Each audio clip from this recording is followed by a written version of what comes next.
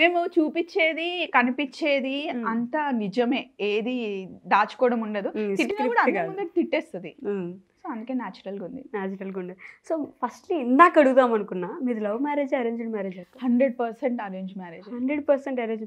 మరి ఇంత అన్యోన్యంగా కనిపిస్తారు అసలు బావగారు ఎప్పుడైనా కెమెరా ముందుకు వచ్చినా సరే ఇలా చూడముచ్చటగా, కళ్ళు ఆర్పితే అమ్మో ఎందుకులే వెళ్ళిపోతారు అని ఇలా అలా చూడాలనిపిస్తుంది. సో అంత బాండ్ ఎలా పెరిగిపోయింది? అత్తమ్మనే అంత సపోర్ట్ చేసినప్పుడు మా ఆయన ఏమంటాడు చెప్పు? ఇప్పుడు నాకు మా అత్తమ్మకి గొడవలు ఉన్నాయి అనుకో, సో నేను మా ఆయన దగ్గరికి వెళ్ళి ఆయన సపోర్ట్ తీసుకుంటే నాకు గొడవలు అయ్యేది. నేను అత్తమ్మ పైన ఏం చెప్పను, అత్తమ్మ నా పైన ఏం చెప్పదు. ఆయన ఆఫీస్ నుండి వచ్చేసరికి మేమిద్దరం ప్రశాంతంగా ఉంటుంది, గొడవలు ఉండదు. సో ఏమంటారంటే ఈజ్ లైక్ కింగ్ అనమాట. ఇంకా అతనికి ఏం ఉండదు, ఆఫీస్కి వెళ్తాడు, వర్క్ చేసుకుంటాడు, వస్తాడు. సో డెఫినెట్ గా నాతో బాగానే ఉంటాడు కదా, ఏం ప్రాబ్లమ్స్ ఏమి ఉండవు. అండ్ డిస్కషన్ ఏమి ఉండదు. ఇన్ కేస్ ఏమైనా నచ్చకపోతే అత్తమ్మ నేను ఆయన కూర్చుంటాము, చెప్తామన్నమాట. సో నాకు ఇది నచ్చలేదు అంటే ఓకే, అది రిపీట్ అవ్వదు. ఓకే, ఎప్పుడో ఒకటి చిన్న చిన్న ఇష్యూస్ ఉంటాయి, అంటే గొడవలు ఉండవు అని చెప్తే అది అబద్ధమే అనుకోండి, బట్ ఉంటాయి కానీ వెంటనే అంటే ఆ రోజే, మళ్ళీ నెక్స్ట్ డే క్యారీ అవ్వదు. సో ఇది వచ్చింది కాబట్టి ఇది అడగొద్దు అనుకున్నా కూడా అడుగుతున్నాను. అడగచ్చు. అంటే మీ కామెంట్స్లో ఎక్కడో 90% పాజిటివ్ కామెంట్స్ ఉన్నా, ఏంటి ఇంకా మీకు హస్బెండ్ ఉండరా, ఊరి మీద వదిలేసారా, ఇట్లా తిరుగుతున్నారా అంటే నా నోట్లోంచి అట్లా రావడానికి కూడా నాకు చాలా అన్కంఫర్టబుల్గా ఉంది. ఇలాంటి కామెంట్స్ చూసి ఎప్పుడైనా లిటిల్ బిట్ బాధపడ్డారా? డెఫినెట్ గా. అంటే స్టార్టింగ్ ఫస్ట్ ఒక 1-2 కామెంట్స్ కి బాధపడ్డాను. నెక్స్ట్ మా అత్తమ్మనే చెప్పింది, వాళ్ళకి ఏం తెలిసే, ఒక్క చిన్న వీడియోతో నీ లైఫ్ ని ఎట్లా డిసైడ్ చేస్తారు, మీ ఆయనకి లేదు ప్రాబ్లం, నాకు లేదు ప్రాబ్లం, నీకెందుకు, సో వాళ్ళ గురించి ఎందుకు వరీ అవుతా. అది నిజమైతే మనం వరీ అవ్వాలిరా. అండ్ ప్రతి ఒక్క డే షార్ట్ లో మా ఆయన్ని చూపిస్తాను, మా పిల్లల్ని చూపిస్తాను, అత్తమ్మని చూపిస్తాను. అవును, ఇప్పుడు ఏదైనా వర్క్ వస్తే ఎవరు వదులుకుంటారు చెప్పు? ఆబ్వియస్ కదా, ఖచ్చితంగా వాళ్ళు మాత్రం వదులుకుంటారా? అండ్ ఈ ఏజ్ లోనే మనకు వర్క్ వచ్చింది చేసాం, కొంచెం ఏజ్ వచ్చిన తర్వాత మనం చేయలేం కూడా. స్టార్టింగ్ లో నేను డైలీ 10 ఎపిసోడ్స్ చేసేదాన్ని, ఇప్పుడు 5 ఎపిసోడ్స్ కి నేను చేయలేకపోతున్నా. అంటే స్టేజ్ వచ్చిందని కాదు, సో అంత వర్క్ ఇప్పుడు చేయలేం. అంటే 20 years లో ఒకలా ఉంటుంది, 30 years లో ఒకలాగా ఉంటుంది. అండ్ ఇంటికి వెళ్ళి పిల్లల్ని చూసుకోవాలి, అది ఉంటుంది కదా. ఎవరైనా వర్క్ ఉన్నప్పుడు చేస్తారు, ఎవరి జాబ్ వాళ్ళు ఫ్రీగా చేయరు, వర్క్ వస్తుంది కాబట్టి చేసుకుంటారు. పైగా I should appreciate you for being, అంటే ఓకే నన్ను ఒక 10 మంది చూస్తారు, సో వాళ్ళని మిస్లీడ్ చేయొద్దు అనే విధంగా నేను మీ ప్రమోషన్స్ ప్రతి ఒక్క యూట్యూబ్ ఛానల్ని అందరు గమనిస్తారు ఖచ్చితంగా. మీ యూట్యూబ్ ఛానల్ని గమనించినంత వరకు అవసరమైంది ఏది ఎవరికి హాని కలిగించండి ఇలా వెతుక్కొని నీట్గా అనిపించింది మాత్రమే ప్రమోషన్ చేస్తారు. So you should be appreciated guys. ఎందుకు మరి అంత నెగిటివిటీ పెంచేసుకుంటున్నారు?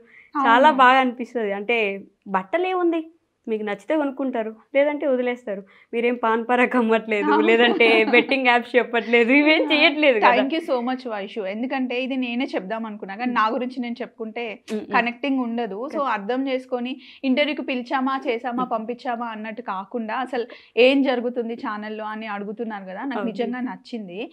ఇప్పుడు నేను ప్రమోట్ చేసేది కూడా, నేను రోజుకొక డ్రెస్ వేసుకుంటాను, నాకు చాలా ఇష్టం. సో ఇష్టం ఉంటే డ్రెస్ కొనుక్కుంటా, లేకపోతే లేదు. అండ్ రియల్ ఎస్టేట్ గురించి అడుగుతున్నారు. సో ఒక సొంత ఇంటి కళ ప్రతి ఒక్కరికి ఉంటుంది.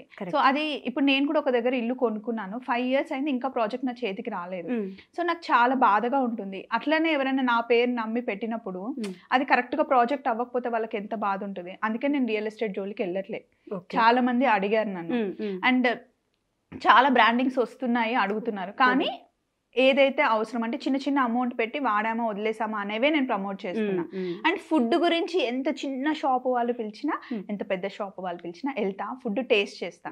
నేను నీట్ గా ఉందా లేదా అన్నదే చూస్తాను, కానీ అది పెద్దదా రెస్టారెంట్ అయితేనే వెళ్తాను, అట్లుంటది. ఎందుకంటే నాకు ఫుడ్ అంటే ఇష్టం. అక్కడ రోడ్ సైడ్ కొబ్బరి బండి వాళ్ళు కూడా ప్రమోషన్ పిలుస్తారా? పిలిచినా కూడా వెళ్తా. సోడా బండి వాళ్ళు పిలిచినా వెళ్తా, మిర్చి బజ్జీ వాళ్ళు పిలిచినా వెళ్తా. లేదు అక్కడికి వెళ్ళి వాళ్ళేం మీకు ప్రమోషన్ చేయమని ఉండరు, కానీ మీరు ఈ కొబ్బరి బండలో నీళ్ళు ఎక్కువ ఉన్నాయి, ఈ పానీపూరి బాగుంది ఇలా చెప్తుంటారు కదా. కొన్ని చెట్టువి కొబ్బరి బొండాలు బాగుంటాయి, అండ్ కొన్ని ఇంజెక్షన్స్ ఇచ్చినవి ఉంటాయి, లేకపోతే నార్మల్ న్యాచురల్ గా ఉండేది. నాకు ఏది నచ్చితే అది నేను చెప్పేస్తాను. మీరు చెప్తారు కదా, డౌట్ వచ్చింది, వాళ్ళు కూడా ప్రమోషన్ చేయమని అడగరు. నాకు నచ్చితే ఇక్కడ నువ్వు ఉన్నావు కదా, నేను వీడియో తీసుకున్నా అని అడిగేసి చెప్తాను. ఎగ్జాక్ట్లీ అది నేను అంటే వీళ్ళకి తెలియజేద్దాం అనుకున్నా. ప్రతి ఒక్కటి ప్రమోషన్ అని అనుకోకండి, ఏదైతే మనస్ఫూర్తిగా మనసుకి నచ్చుతుందో అది మాత్రమే చేసేవాళ్ళు చాలా తక్కువ మంది ఉంటారు. సో అప్రిషియేట్ చేయడం నేర్చుకోండి guys. I appreciate you for that అక్క. థ్యాంక్ యూ సో మచ్ అమ్మా. ఎందుకంటే నేను మా హస్బెండ్కి లంచ్ బాక్స్ పెట్టేటప్పుడు నేను వండిన వంటలు చూపిస్తే లంచ్ బాక్స్ ప్రమోషన్ అంటున్నాను. లంచ్ బాక్స్ కూడా నేను ఎందుకు ప్రమోట్ చేస్తాను? నేను 3,500 పెట్టి కొనుక్కున్నా నిజంగా. అంటే కొద్ది రోజులకి ఇన్ఫ్లుయెన్సర్ ఏం చేసినా ఓకే అది ప్రమోషన్లే అనుకుని అట్లనే తోటకూర ఆకుకూరలు ఉండి తెచ్చుకొని మామూలుగా మాట్లాడుతున్న దాని గురించి చెప్పారా అంటారు. బట్ అంటే 100లో ఒకరిద్దరి కోసం 98 మెంబర్స్ ని మనం వాళ్ళ కోసం వీళ్ళని వదిలేయచ్చు కదా. కరెక్ట్, 98 మనకి ఎక్కువ కదా. అండ్ వాళ్ళు మీ మీద చూపించే ప్రేమ అంటే మీరు ఏ షార్ట్ పెట్టిని దాని కింద అన్ని కామెంట్స్ పెడతారు ఏంటండి అసలు. ఆ కామెంట్ ఏదైనా కానీ అసలు అన్ని కామెంట్స్ వస్తాయి మీకు మాత్రమే. ఎందుకంటే లాస్ట్ లో రండి కామెంట్ బాక్స్ లో రండి వచ్చేయండి మీరు కూడా రండి గైస్ వచ్చి మాట్లాడండి. సో కామెంట్ బాక్స్లోకి వచ్చే ముందు మీ పక్కన ఎప్పుడు అంటే ఈ సినిమాని తీసుకోవాలనుకుంటున్నా. ఇందాక నాకు ఒక ఎగ్జాంపుల్, యమదొంగ సినిమాలు ఎన్టీఆర్ గారిని ఒక బిల్లు వదిలిపెట్టకుండా జీవితాంతం తిరుగుతూనే ఉంటుంది కదా, అలా మీ లైఫ్లో కూడా ఒక బిల్లు తిరుగుతూ ఉంటుంది. తిరుగుతుంది వైఫై లాగా. అది ఎవరో కాదు, మీ అందరికి తెలుసు. మీరు అందరు మైండ్లో అనుకుంటున్నారు కదా యశు. తను లేకపోతే అసలు నిజంగా ఇప్పుడు ఈ రోజు మీ ముందు నేను ఉండేదాన్ని కాదు. అంటే ఈ రోజు. సో మీ ఇద్దరికి అసలు బాండింగ్ ఏంటక్క? అసలు చాలా మంది అడుగుతుంటారు ఎలా స్టార్ట్ అయ్యాము అని. డేట్ కూడా గుర్తుంది నాకు, జూలై 6th. ఒక రోజు నేను వెళ్ళి జిమ్ లో జాయిన్ అయ్యా. అంటే బాగా ఏ ఇయర్ అని అడగొచ్చు? డేట్ కూడా గుర్తుంది. Okay, July 6th, 2022. ఓ, నేను 1 year లోపే మీరు ఇంత క్లోజ్ అయిపోయారా?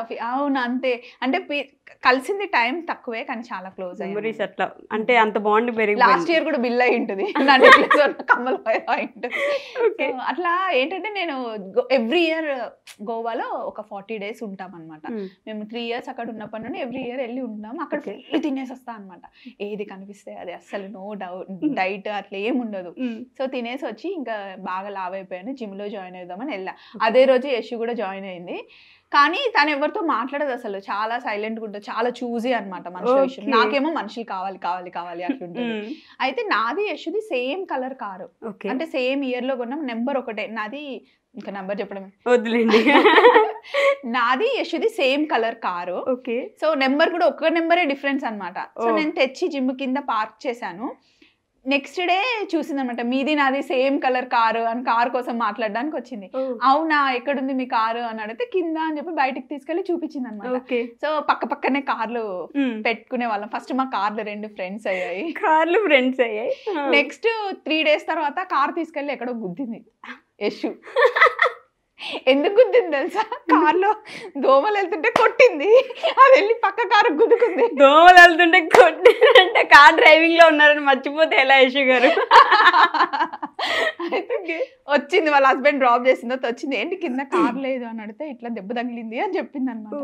సో తెలిసిన మెకానిక్ కి కాల్ చేస్తే అతను వచ్చి తీసుకొని వెళ్ళాడు. ఇంకా నేనే డ్రాప్ చేశాను 2 days తర్వాత. 2 days డ్రాప్ చేసిన తర్వాత కార్ బ్యాక్ వచ్చేసింది. తర్వాత నేను అదే దారిలో వస్తాను కదా, మీరు ఎందుకు 2 కార్లు నేనే పికప్ చేసుకుంటా అని అనింది. సో అట్లా మంచి ఫ్రెండ్స్ అయిపోయాం అనమాట. తర్వాత నేను చూసా, అసలు నేను ఎప్పుడో శాండీ పుట్టక ముందే చూసా, మీ ఫ్రైడ్ రైస్ ట్రై చేశాను అని అనింది అనమాట. సో అట్లా ఇంకా రోజు చూస్తూ ఎందుకు మనం యూట్యూబ్ స్టార్ట్ చేయకూడదు అని అనింది. ఇప్పుడు వద్దులే చేద్దాము అని అనుకున్నాము. కానీ తర్వాత మేమిద్దరం ట్రిప్కి వెళ్ళాం. అంటే నేను ఫ్యామిలీ తొందర ఫాస్ట్ గా ఫ్రెండ్స్ అయిపోయాం. యశు వాళ్ళ ఫ్యామిలీ, మా ఫ్యామిలీ. తర్వాత నేను చెప్తాను ఒక రోజు, నువ్వు స్టార్ట్ చేయని చెప్పాను అనమాట. సడన్ గా దసరా ఎపిసోడ్ చేస్తుంటే అమ్మవారిని పెట్టారు. నాకు అమ్మవారు అంటే చాలా ఇష్టం. నాకే ఎందుకో అనిపించింది ఈ రోజు స్టార్ట్ చేస్తే బాగుంటుందని. September 30th తను ఆ టైంలో జిమ్ లో ఉంది, నేను షూట్ లో ఉన్నా. యశు ఈ రోజు ఛానల్ స్టార్ట్ చేద్దాం చెయ్యి అంటే సరే అనింది. 10 minutes లో ఛానల్ ఓపెన్ చేసేసింది. నేను చిన్న క్లిప్ పంపించాను, అమ్మవారిది పెట్టేసింది. కానీ పెట్టాం, కానీ చిన్న చిన్న క్లిప్స్ అట్లా పెడుతూ ఉన్నాము. డిసెంబర్ లో మా ఫ్రెండ్ వాళ్ళ బ్రదర్ది పెళ్లి ఉంది రాజమండ్రిలో. యశు వాళ్ళు మేము కలిసి వెళ్ళాము. అప్పుడు కర్రపెండలం అని ఒక చిన్న షార్ట్ పెట్టాను. నాకు నిజంగా కర్రపెండలం ఎలా ఉంటే డైరెక్ట్ గా చూసి షార్ట్ పెట్టాము. ఇంకా అంతే, అప్పటి నుండి వ్యూస్ పెరుగుతూనే ఉన్నాయి. జస్ట్ 20 days లో 1 lakh అయిపోయారు సబ్స్క్రైబర్స్. అబ్బబ్బబ్బబ్బబ్బా. ఇద్దరు కలిసి ఏ ముహూర్తాన్ని అనుకున్నారు బాగా. ఒక కర్రపెండలం మాత్రమే నిజంగా ఆ కర్రపెండలం వీడియో ఫుల్ అసలు చాలా క్లిక్ అయింది అనమాట. ఇంకా అప్పటి నుండి కంటిన్యూగా వీడియోస్ పెడుతూనే ఉన్నాం. ఓకే. అది ఇంకా సబ్స్క్రైబర్స్ పెడుతుంటే ఊపు వస్తుంది కదా, పెట్టాలి పెట్టాలి ఇంకా చేయాలి అని. అండ్ సడన్ గా నేను ఒకరోజు షూట్ కి వెళ్ళేసి ఇంటికి వచ్చేసరికి అతమ్మ చాలా పిండి వంటలు చేసింది. అది చూసిన తర్వాత నాకైతే చాలా నచ్చాయి. మీకు నచ్చాయా రండి కామెంట్ బాక్స్ లో మాట్లాడుకుందామని సడన్ గా వచ్చేసింది. అది ఇంకా ఎక్కువ కనెక్ట్ అయిపోయింది జనాలకి. ఇంకా అప్పటి నుండి ఇప్పటి వరకు వెనక్కి తిరిగి చూడలేదు. సో ఇప్పుడు 1 year 3 months 4.5 lakhs వరకు ఆల్మోస్ట్ వచ్చేసారు. మాది ఏం ప్లాన్ లేదు వైషు, ఏది అనిపిస్తే అది చేస్తాం, అది పెట్టేస్తాం అండ్ ఏం లోపల పెట్టుకోమన్నమాట. న్యాచురాలిటీకి అలా దగ్గర అయిపోతారు ఆబ్వియస్ గా జనాలు. సో మా అందరూ అంటే ఆడియన్స్ తరపు నుంచి అడుగుతున్నాం, యశ్ గారు ఎందుకు తక్కువ మాట్లాడతారు వీడియోస్ లో? యశుకి భయం, అంటే కెమెరా ముందు నన్ను ఎవరో చూస్తున్నారు అంటే తను మాట్లాడలేదు.